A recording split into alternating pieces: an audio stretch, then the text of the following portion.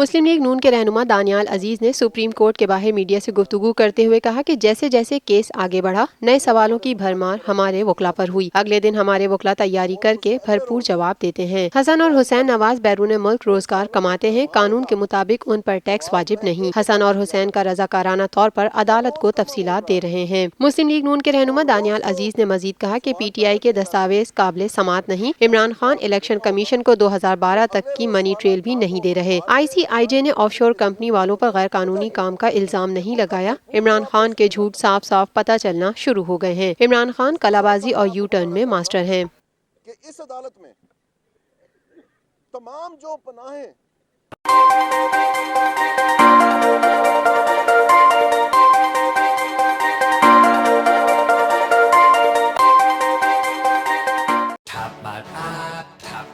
Live PSL matches देखिए HD में tapmat.com पर और download the app. To order our TV boxes, call 021 351 55511.